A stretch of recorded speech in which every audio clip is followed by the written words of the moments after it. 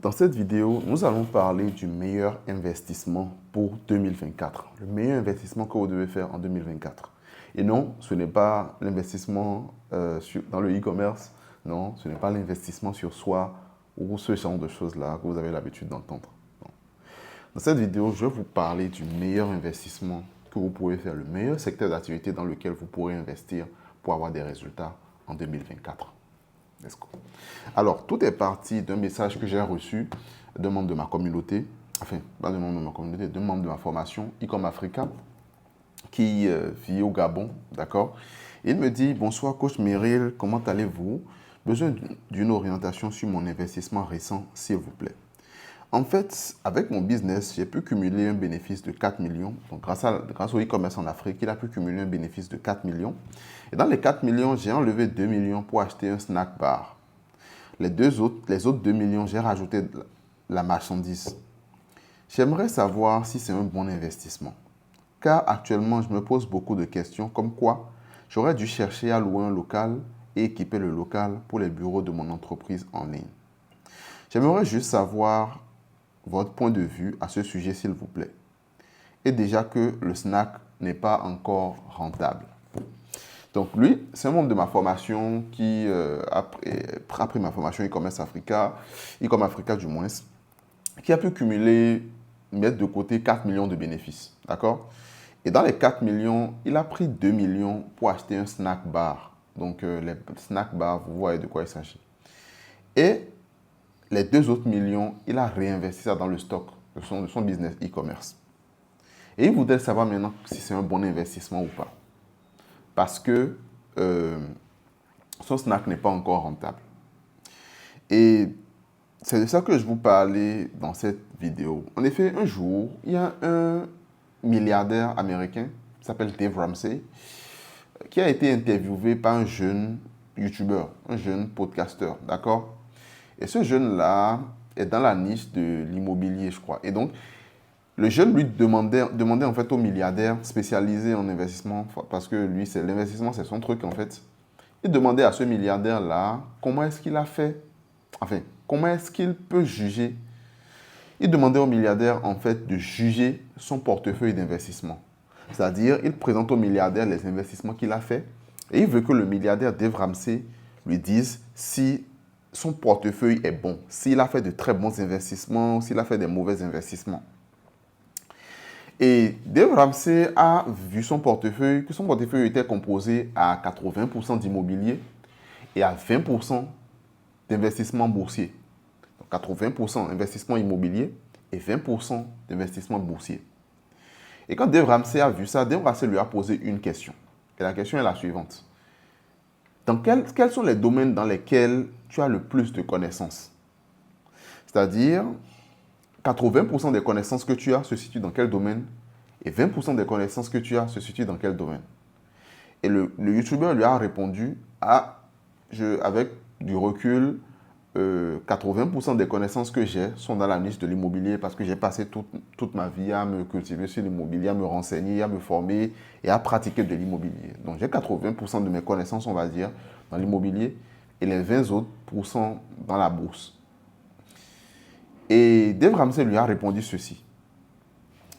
Si c'est le cas, alors ton portefeuille est très bien équilibré. C'est le meilleur investissement que tu puisses faire. Il a 80% de connaissances dans l'immobilier, 20% de connaissances dans la bourse et son portefeuille est réparti de la même manière. 80% de son investissement est immobilier et 20% de son investissement est boursier. Et pour lui, Dave Ramsey lui a dit que son portefeuille d'investissement est équilibré, qu'il n'est pas risqué et tout, donc qu'il n'a rien à craindre. Pourquoi Dave Ramsey a dit ça? Simplement parce que l'investissement, le meilleur investissement que vous puissiez faire, c'est l'investissement qui vous correspond le mieux. En fait, il n'y a pas d'investissement universel. Alors oui, on dira qu'il faut investir en soi. C'est le seul investissement universel qui existe, investir en soi. Mais il n'y a pas ce secteur d'activité-là qui va marcher pour tout le monde de la même manière. Il n'y a pas ce business-là qui va marcher pour tout le monde de la même manière. Et donc, le meilleur investissement pour moi, peut être différent du meilleur investissement pour quelqu'un d'autre. D'accord? Moi, par exemple, j'ai toutes mes connaissances entrepreneuriales, c'est dans le domaine du e-commerce. Donc moi, investir dans un business e-commerce n'est pas rentable, n'est pas risqué pour moi parce que toutes mes connaissances sont dans le domaine. D'accord? Je peux prendre un budget de 50 000 aujourd'hui, transformer ça en 1 million du jour au lendemain. Vous ne le croyez pas, vous le verrez. Mais en gros, le e-commerce, c'est le meilleur investissement, c'est la meilleure niche, c'est le meilleur secteur d'activité pour moi. Parce que ça correspond à mes connaissances et à mes compétences. Par contre, pour quelqu'un qui n'a pas les mêmes connaissances que moi, les mêmes compétences, la même expérience que moi, se lancer en e-commerce peut être risqué. D'accord? Un temps soit peu risqué, c'est vrai. Et donc, pour que ce ne soit pas risqué, il doit se former pour avoir les connaissances, les compétences, etc. Pour d'autres personnes, par exemple, ils ont grandi, leurs parents étaient leurs parents détenaient, par exemple, un restaurant, enfin, de la charcuterie, et ils faisaient de la viande de porc depuis qu'ils étaient petits. Leurs parents vendaient ça. C'est grâce à ça que leurs parents les ont nourris. Et eux-mêmes, ils ont participé à cette activité familiale-là, dès le bas âge, jusqu'à ils sont arrivés à l'université, etc. Si ces gens-là me demandent c'est quoi le meilleur secteur d'activité dans lequel ils doivent investir, le meilleur secteur d'activité dans lequel ils doivent investir, c'est la viande de porc. C'est le business de la viande de porc. Ce n'est pas forcément le e-commerce. Enfin, ça peut être le e-commerce s'ils décident de se former, si leur business là ne leur dit pas trop, ils ne se voient pas trop dedans, ils ne voient pas un gros avenir dedans et tout ça. Ils peuvent dire, ok, je comprends, mais je veux me lancer dans le e-commerce, je veux faire quelque chose d'autre. Mais sinon, à l'instant T, le meilleur investissement pour eux, c'est l'investissement dans le business de la viande de porc. Parce qu'ils maîtrisent ce business-là. Ils maîtrisent les risques. Ils savent comment faire pour que la viande ne se gâte pas, par exemple. Ce que moi, je ne sais pas. Si moi, je me lance dedans, même avec un capital de 1 million, étant donné que je n'ai pas de connaissances, je vais échouer lamentablement. Mais eux, avec ce capital de 1 million-là, ils sont capables de le multiplier par 10 dans les prochains mois. Parce qu'ils ont les connaissances, les compétences. Ils savent maîtriser les risques. Ils savent comment faire pour bien cuire la viande. Ils savent comment faire pour bien assaisonner la viande. Ils savent comment faire pour bien entretenir les porcs, pour qu'il n'y ait pas de maladies, etc. Ils savent comment faire pour attirer aussi la clientèle et tout ça. C'est leur domaine de prédilection. Et donc, à cet instant, si quelqu'un vient me voir, si cette personne-là vient me voir et me dit « Ah, quel investissement est-ce que tu me conseilles ?» Je lui dirai simplement « Concentre-toi sur ça. » Parce que c'est ce qui est le plus adapté à ta situation. D'accord? Et c'est de là que je viens, et c'est réellement ça le sujet de cette vidéo. Le meilleur investissement que vous puissiez faire, c'est l'investissement dans le domaine dans lequel vous avez le plus de connaissances, des compétences. Ce qui est rentable pour moi peut ne pas être rentable pour quelqu'un d'autre. Il y a des gens qui sont dans la niche de l'immobilier, par exemple. C'est ce qu'ils ont fait toute leur vie. S'ils me demandent le meilleur investissement qu'ils doivent faire en 2024, je dis, continue d'investir dans ton domaine parce que c'est là que tu maîtrises les risques. C'est là que tu as le plus de connaissances. Moi, étant donné que je n'ai pas forcément énormément de connaissances dans l'immobilier, si je me décide de prendre tout l'argent que j'ai, de vider mon compte en banque et de me lancer dans l'immobilier, je n'aurai pas le même résultat qu'eux. Si je décide de le faire sans me former, vous imaginez le bordel. Je vais échouer lamentablement. On risque de me vendre des terrains, par exemple, litigieux. Je n'ai aucun moyen de vérifier qui était le propriétaire. En fait, je n'ai pas le contexte.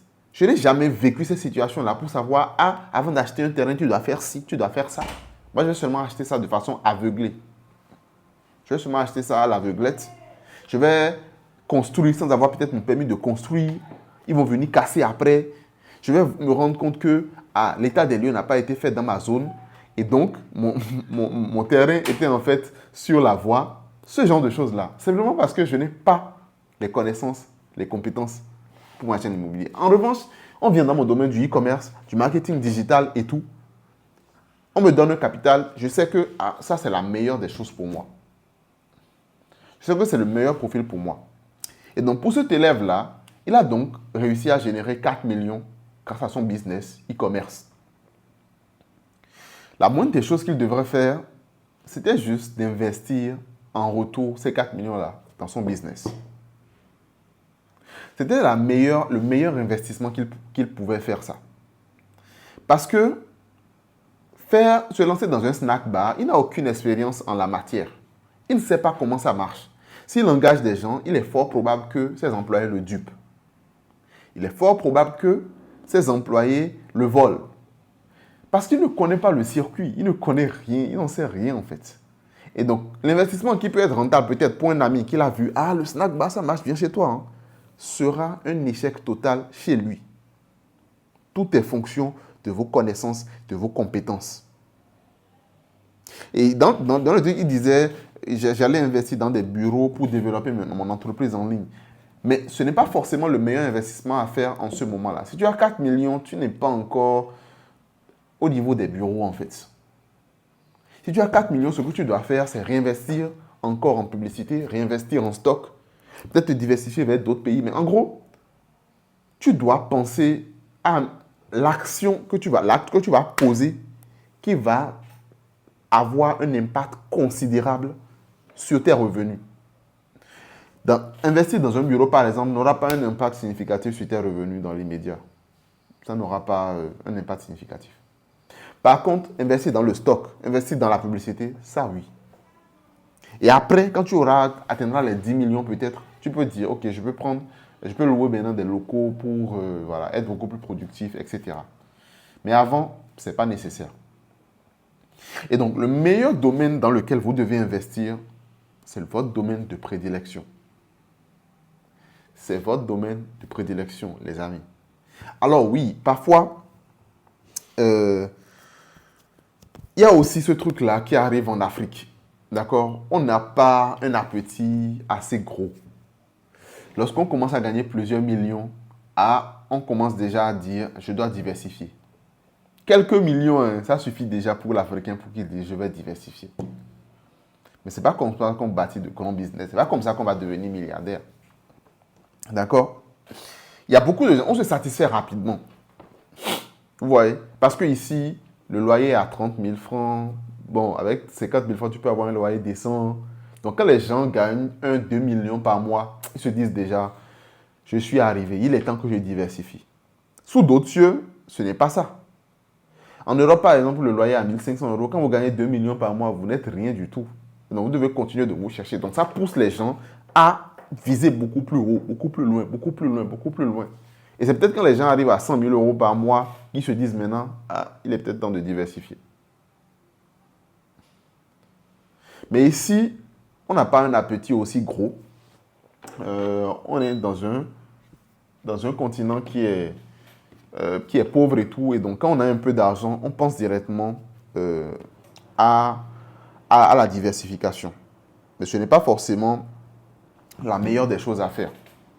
Et il y a aussi ce mythe-là de croire que si on a plusieurs sources de revenus, qu'il faudrait avoir plusieurs sources de revenus pour être réellement équilibré, pour être réellement stable. Parce que beaucoup de gens disent, les millionnaires ont 7 sources de revenus, un millionnaire a 6 sources de revenus. Et ça, c'est quelque chose que beaucoup de gens ne comprennent pas.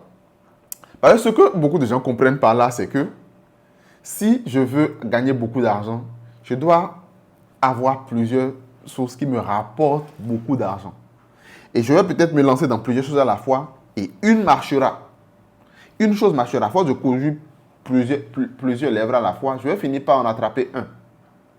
Mais ce n'est pas souvent le cas. Au contraire, vous ne réussirez à attraper aucun. D'accord? Et les 6 choses sur lesquelles vous vous lancez là, une peut marcher. Une chose peut marcher si vous y travaillez, si vous vous y concentrez. C'est la raison pour laquelle je mets un doigt d'honneur sur la pratique délibérée. Pratiquez quelque chose. Au fil du temps, vous gagnez en connaissance, vous gagnez en expérience, vous gagnez en compétence. Et au fil du temps, en fait, le risque devient de plus en plus faible. Pour vous. Parce que vous avez progressé dans le domaine.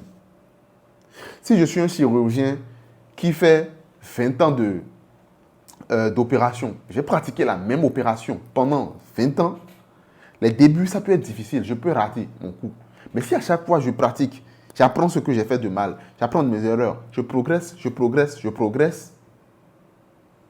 À 20 ans, en fait, le risque d'avoir une opération ratée sera intimement faible. Ce sera très faible. Et c'est ça que Bruce Lee dit. Bruce Lee dit, je ne crains pas celui qui a pratiqué, celui qui a entraîné 1000 coups de pied différents. Mais je crains celui qui a entraîné un seul coup de pied 1000 fois. Ça veut dire beaucoup de choses. C'est-à-dire qu'il dit, si je prends l'exemple des coups de poing, il dit, je ne crains pas celui qui a pratiqué 1000 coups de poing. Peut-être la personne va faire ce coup de poing là, maintenant il dit, ok, après je vais essayer ce coup de poing là, ok, après je vais essayer ce coup de poing là, ok, etc. Non. Mais il dit, je crains celui qui a pratiqué le même coup de poing 1000 fois. Donc celui qui vient comme ça et qui dit, ok, moi c'est ce coup de poing là seul que je vais faire. C'est celui-là seul que je veux faire. Mais je vais le faire 1000 fois. C'est ça parce que je le maîtrise. Cette personne-là a beaucoup plus de chances de mettre KO n'importe qui. C'est la raison pour laquelle Bruce Lee dit ça. Et donc, vous devez avoir un très gros focus. Vous devez apprendre à rester focus sur une seule chose aussi longtemps que possible pour devenir bon. C'est en fonction de ça que vous allez risquer. Vous allez diminuer le risque. Sinon, vous serez toujours de ceux qui disent « Oui, j'ai essayé dans ça, ça n'a pas marché pour moi, je te déconseille. » Mais pour d'autres personnes, ça marche. Pourquoi ça ne marche pas pour eux? Pourquoi ça marche pour eux et ça ne marche pas pour vous? Connaissance, compétence. Ah, j'ai essayé dans ce truc-là, franchement, c'est pas bon, ça n'a pas marché. Ça ne marche pas. Mais ça marche pourtant pour quelqu'un d'autre. Connaissance, compétence. C'est pour ça que c'est très important de se former. Alors, c'est la raison pour laquelle le focus est très important. Maintenant, il y a parfois des gens qui vont se dire, oui, c'est vrai, j'ai beaucoup plus d'expérience dans tel domaine, mais ce n'est pas forcément le domaine qui me fait vibrer. J'ai envie d'explorer autre chose. Je ne me vois pas, je ne me vois pas d'avenir dans ce domaine-là, par exemple. Parce qu'un exemple, si vous êtes, je sais pas, dans une niche qui ne vous plaît pas forcément, et vous ne voyez pas d'avenir dedans, vous voyez que c'est quelque chose qui est en déclin, il n'y a aucun intérêt à continuer dans cette niche-là. Alors, vous pouvez vous reconvertir dans une autre niche. Mais quand vous vous reconvertissez, ayez le focus, ayez la présence d'esprit de vous dire, ok, je vais apprendre comment ça marche. Et au fil du temps, je vais m'améliorer. Au fil du temps, ce sera beaucoup plus facile pour moi. D'accord? Si vous êtes passionné de comptabilité, par exemple,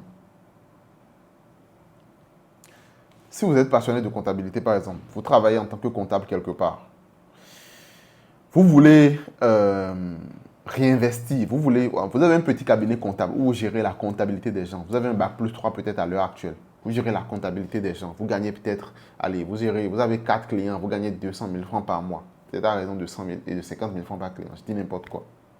Si vous voulez diversifier, vous voulez augmenter vos revenus, certains peuvent se dire, je vais diversifier, donc je vais ouvrir une petite boutique. Mais non, ce n'est pas la meilleure chose à faire pour vous.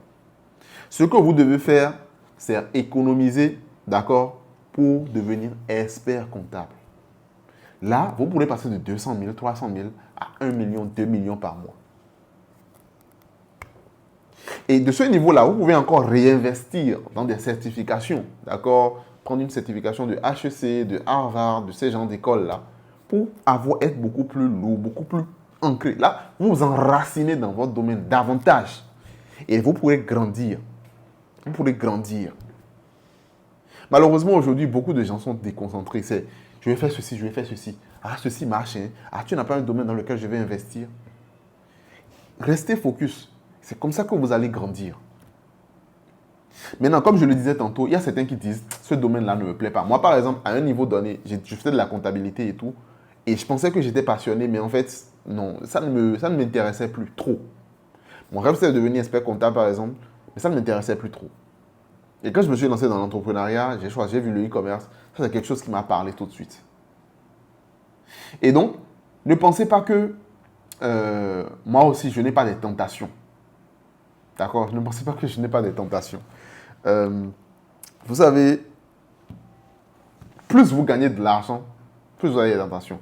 Si vous vous rappelez de cette matrice, pour ceux qui savent, Neo, il y a Neo qui était dans la matrice et tout. Quand il avait rencontré Morpheus pour la première fois, et Morpheus l'a amené faire une simulation. Et Neo était dans la rue en train d'avancer avec Morpheus quand il a subitement vu une femme en robe rouge. Il a vu la femme en robe rouge et il a perdu un moment sa concentration. Et il a vu Morpheus. Morpheus lui a dit, regarde encore la dame. Et ça, c'était l'agent Smith qui avait un flingue sur sa tempe comme ça. C'est ça le piège des distractions. C'est ça le piège de la perte de focus. Et vous devez donc apprendre à rester concentré. Et le truc, c'est que plus vous gagnez de l'argent, plus vous montez, plus la femme en robe rouge devient de plus en plus attirante. C'est-à-dire que vous aurez des opportunités qui seront de plus en plus attrayantes les unes que les autres. Vous allez gagner 1 million. Peut-être que la première des distractions pour vous, ce sera « Ah, je dois acheter une parcelle. » Alors que tu dois encore investir ces 1 million là dans ton activité pour grandir. Mais la première distraction qui s'offre à vous, c'est d'acheter une parcelle. Vous allez gagner 10 millions. L'autre distraction qui s'offre à vous, c'est peut-être est-ce que je ne vais pas me lancer dans le levage? Vous vous lancez dans le levage, vous n'avez aucune connaissance, aucune compétence à la matière, vous donnez l'argent à quelqu'un, la personne disparaît avec votre argent, ou bien la personne détourne, ou bien vous vous lancez vous-même et vos bêtes meurent, bref, tout ça. C'est arrivé à plein de gens dans ma famille. Vous passez à 20 millions par mois, vous vous dites, ah, il est peut-être temps de lancer encore une autre activité. Encore une fois, aucune compétence, aucune connaissance. Si vous avez un collaborateur, quelqu'un qui est expérimenté dans le domaine, vous pouvez lancer cette activité et le confier. Mais ce n'est pas forcément la meilleure des choses pour vous. La meilleure des choses pour vous, c'est prendre ce que vous avez gagné et réinvestir davantage dans le développement de votre activité principale. Parce que c'est ça qui vous a amené là. Récompenser le business qui vous a amené où vous êtes. Ne pensez pas que vous êtes déjà trop arrivé et donc vous allez commencer à lui manquer d'attention envers lui. Vous allez le regretter. Clairement. Clairement. Donc, plus vous grandissez, plus vous devez continuer de dire non aux distractions. Ah, je dois faire ci. Non, non, non, c'est pas pour moi maintenant. Oh, je dois faire. Oh, non, non, non, c'est pas pour moi. Vous devez continuer à dire non. Parfois, pour juste évoluer, il faut juste augmenter son niveau, sa fréquence à dire non. Autre chose. D'accord? Donc, vous devez toujours continuer de dire non et grandir. Non, grandir, non, grandir. À partir de ce moment, sachez que le meilleur investissement pour vous, c'est l'investissement dans le domaine dans lequel vous avez le plus de compétences. Donc, faites le bilan. Dites-vous, aujourd'hui là. Bon, c'est compliqué pour des gens qui n'ont pas encore une certaine connaissance, certaines compétences, mais qui ne gagnent pas encore leur vie. C'est compliqué pour ceux-là, par exemple. Mais si vous n'avez pas... Ok, vous pouvez commencer à développer des compétences maintenant. Dans quelque chose. Mais si vous voyez, vous analysez, vous voyez que, ce truc-là dans lequel je me suis actuellement, c'est compliqué. Je ne pense pas devenir milliardaire grâce à ça. Je ne pense pas pouvoir faire ci. Parce que, par exemple, il y a des choses qui sont limitées. Ça, c'est clair. Par exemple, je vais peut-être dire n'importe quoi, mais si vous faites, par exemple, du graphisme, des business de services, il y a certaines choses dans lesquelles vous êtes limité, quoi, parce que vous avez peu de temps et tout. Donc, la moindre des choses à faire, là, c'est peut-être de recruter des gens pour faire grandir davantage votre activité. Mais il y a certains trucs, vous pouvez voir, franchement, ce secteur-là, c'est pas intéressant, il n'y a pas d'avenir dedans, je risque de me disperser pour rien, Donc, je vais me lancer dans le autre chose. Je vais me lancer dans le e-commerce, par exemple. Et lorsque vous vous lancez dans le e-commerce, vous devez être tranquille avec le fait que, ok, je vais passer du temps à développer mes connaissances. Je vais passer du temps à développer les nouvelles compétences. Et dans 1 an, je serai à un certain niveau. Dans 2 ans, encore plus. Je vais me concentrer sur ça pendant longtemps. Et plus vous vous concentrez sur ça, plus vous irez loin. Fonction de votre connaissance, de votre compétence. Il n'y a que ça, les amis. Donc, il y a beaucoup de gens qui disent, je veux me lancer dans le e-commerce. Ok, il n'y a pas de souci, mais concentrez-vous dessus. Il y a beaucoup de gens qui vous font croire sur les réseaux qu'en 1 mois, vous pouvez commencer à gagner de l'argent. Et c'est possible. J'ai accompagné des gens qui, en 1 semaine même, gagnent de l'argent. J'ai accompagné des gens qui, en 2 semaines, en 1 mois, commencent à gagner de l'argent et tout. C'est possible. Mais ça ne doit pas être votre objectif ultime. Ça ne doit pas être votre objectif absolu, quoi. C'est-à-dire, si ça n'arrive pas, beaucoup de gens disent, si ça ne marche pas après 1 mois, j'abandonne. Tu as fait 3 ans pour avoir ta licence. Maintenant, tu te lances dans un business qui peut changer ta vie. Et tu dis que si ça ne marche pas pendant 1 mois, tu abandonnes. Tu es un sorcier, mon ami. Donc, c'était tout pour cette vidéo. J'espère qu'elle vous a plu. À très bientôt pour une nouvelle vidéo. Ciao.